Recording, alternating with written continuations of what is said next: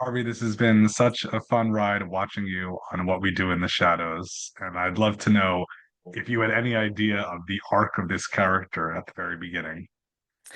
No, I mean, I just think about the origin, story for Guillermo in the first season and how he didn't really talk. He didn't really speak that much because he was always terrified of being demoted or being punished for just being human. And I just thought about that recently that I had no idea where the storylines were going to go. And after season one and finding out that he was a Van Helsing and none of it, they kept the writers were really good about keeping it really secret until the very last minute. Sometimes we wouldn't even get the script until the night before. And sometimes you would get the script in pieces because we would shoot out of order. So we would get in season one, episode 8, we would get a little bit of that in episode 2 where we're filming the second week. So it was all over the place and it kept it fresh. But definitely the first season, when you look at my face, I look like I'm terrified the whole time. It's because me as Harvey, I am terrified the whole time because I didn't know what was happening. Well, I feel like there's also a reason to be terrified because these vampires, while, comedic, are also capable of wielding enormous destruction just because they're not paying attention or didn't think things through. And so while this is definitely a comedy, there are some certainly concerning things that do happen on a regular basis and are perhaps dismissed a bit too quickly, for moral tastes. Yeah, I think that a lot of people forget that because of his job and his title and his expectations or expectations of him, Guillermo is, an unnatural killer, but a killer nonetheless. And I think it's forgiven because of knowing the backstory. And sometimes people come up, they're like, oh, I feel so bad for Guillermo. And I was like, I know, but he did some pretty bad stuff sometimes, and it's like, yeah, because of his boss, and I've been there, and I was like, "What? You like you've been at a position where your boss made you go get a victim and then come back and sacrifice them to for their, taste buds?" And just like we've all been there, and I was like, you know what? You're right. We've all been there. And this is why I think that people relate to Guillermo so much is because we're all Guillermos. We've all been a Guillermo at one point or another in our life, and if you have the luxury and privilege of not being a Guillermo at one point, what a lucky duck you are that you've never had to have a job where they've overlooked you for a promotion, had a job where you just didn't, vibe with your boss, had a job where you secretly had a crush on somebody in the, in the company, but you can't say anything or you can't be your authentic self around family and friends.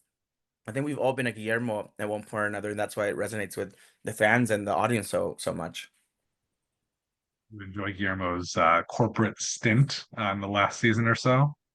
I did. I was surprised when we were gonna go, after season 5, we were like, I guess that's it, at least for my arc, because I was like, his whole dream is to become a vampire.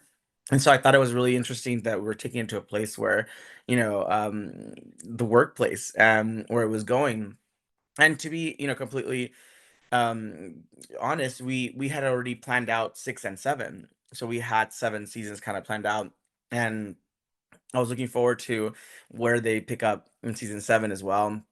Unfortunately, because of scheduling and timing, and we had a whole strike happen during the beginning of season 6, was it, or 5, and that threw everything off for schedule wise and budget and all that. But we were supposed to set for 7 seasons, and we were content with, like, oh, we would have been happy with 5 because we were really excited. And with my story arc, I was like, well, at 5, he becomes a vampire. He got what he wanted. It just didn't work out. But I really love the way that they were able to, like, how do we go from there to the next level? And they bring the vampires, with them for the ride for Cannon Capital and at the workforce. And some of the funniest stuff came that season where watching Nandor Kayvon try to be a janitor just because he thinks the title, like he knows what the janitor does. They clean stuff, right? This is how you clean. He's never cleaned, and so the idea of him like getting a mop and going, "What the big sty," and then going like to the cereal boxes and just destroying a shelf full of cereal at the in the kitchen cabinet.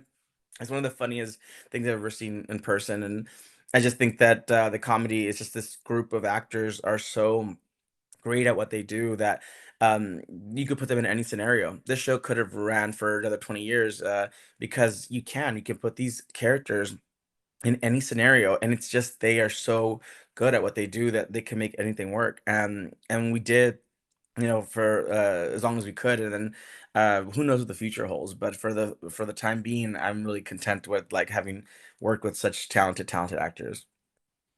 Yeah, there's always a possibility, I'm sure, of more, especially in this day and age. And I think I was talking to Paul about like the only thing you'd have to explain is why they don't look exactly the same, like why they age, that they're supposed to be these vampires. But something tells me of all shows, this one could come up with a pretty good excuse for like, oh, it's 20 years later and like they still look the same, but whatever.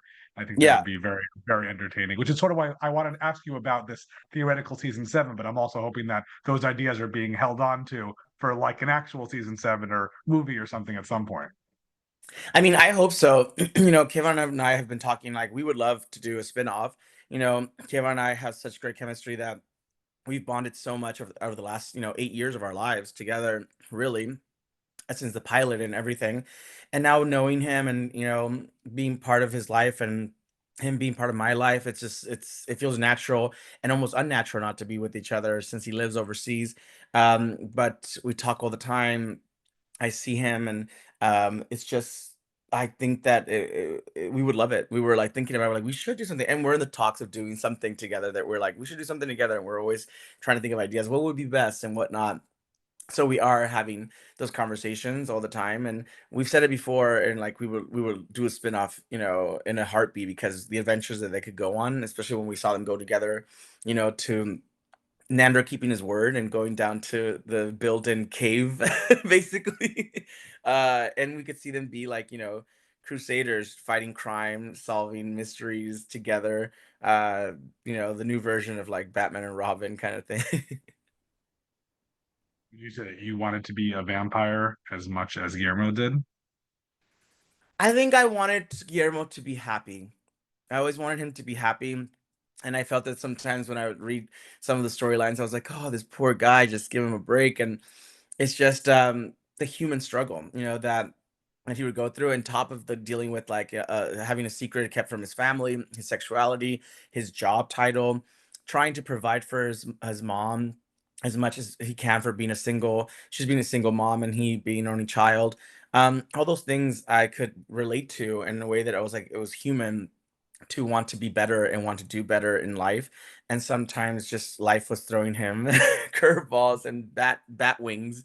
And I think that I wanted him to be happy the whole time. And I wanted to, my goal was never to like make him a vampire in my head. I was like, once he gets that, because I think we do that as humans all the time. We convince ourselves that once we have that job, once we have that bigger house, someone, once we have those things like the keeping up with the Joneses or whatnot, then we'll be happy. And that's not where happiness comes from. It comes within. And so he had to be okay with himself. And once he worked on himself, then all the things fell into place. I know this is your first big TV show, so you don't really have something to compare it to, but the fan interactions, conventions and all that, what has that whole experience been like for you? It's been amazing. The fans have been incredible. I like going to Comic Cons and getting to see people, say how much the show means to them. This show has brought families together, like people who sometimes come up that I haven't talked to my dad in like, 20 years. And I'm now talking to them for the first time because of the show. Like this show has made us bond, and that's what they bring up. And one time, one of the moments that I'll always remember is that it was a group of brothers that came over to a Comic Con, and they waited in line, and of course they wait in line for a while to get in and whatnot. And they said to me, this is our dad's favorite show, and he wanted to come but he couldn't because he's ill. And I said, oh man. And so like, well, and so tell him I said hello. I was like, would it be okay if we FaceTimed him? And I said, yeah, let's do it.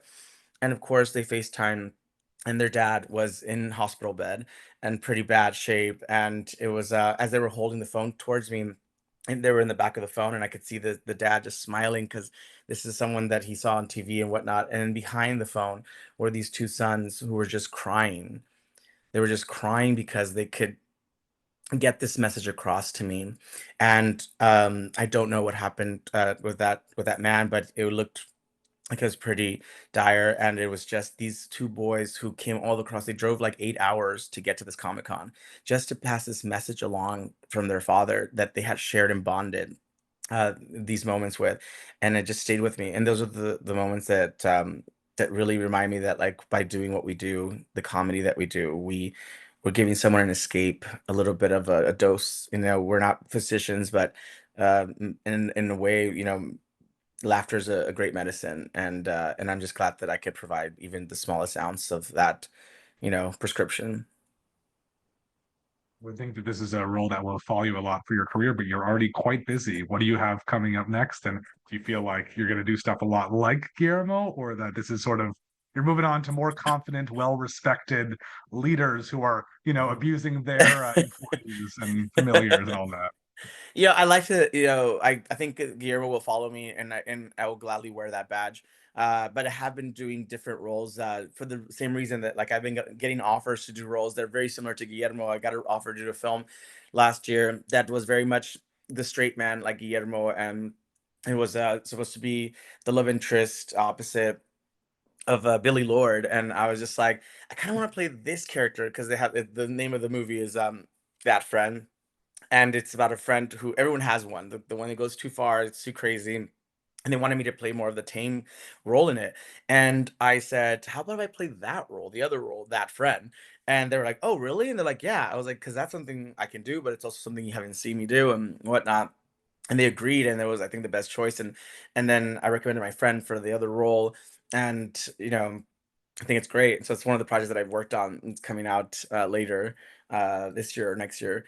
So it's just picking roles that I'm really excited to put on a different hat that I've been really excited to do for the last year since we wrapped, which I've been happy to report that it has happened, and I'm excited to show different characters that I can do that aren't Guillermo necessarily, but maybe have a hint of him, here and there. But Guillermo will be a big love of my life, So I always revisit Guillermo when needed. But for the time being, I'm excited to put on different hats. I really like that attitude, and that's cool. The idea of, I gotta move. Because you were telling me, I was like, you're gonna tell me what this movie is. You didn't not doing it, but you are doing it. Different role. I like that a lot. I think that's very, very cool. And before I let you go, what are you watching? What have you seen recently that's really sticking with you, really impressing you? I mean, there's a lot of stuff out there. I think sometimes my escape, I've been watching catching up with like the Gilded Age. Um, it's just like, you find yourself talking like in the turn of the last century to friends in my to live the rest of my life in the Americas without having it's just like the dialogue that picks up from watching shows that you're like, oh, this is so interesting. Similar but different times. I've been watching the Gilded Age. I've been watching Escape TV, which I call when it's not scripted. So I've been watching a lot of Housewives to catch up to what's happening, because sometimes you can't make up that drama. I mean, maybe you can, but I rather think that you don't and live in that world. But I've been catching up with the scripted and the reality TV back and forth. So I still have one more episode of The Gilded Age to go. I have to do that, and I have one more episode of Hacks to go. So I'm saving the rest, I guess, for a finale run through of all the shows and whatnot, and catching up with friends work, like people that I know that are on these shows that like I like to support and watch and see how all the other shows are looking, because it's a nice like palate cleanser to like go from one to the other. And there's just so much good TV and so many good films and documentaries that it's hard to keep up, but it's become like a job, like it's almost like your what's your hobby, catching up on television. you know what are some of your hobbies, like you like skateboarding, swimming, catching up on television? I love it. Whenever I get the time, I try to squeeze it in. It's something I do for myself. It's just like watching TV has become your hobby because you need to make time for it.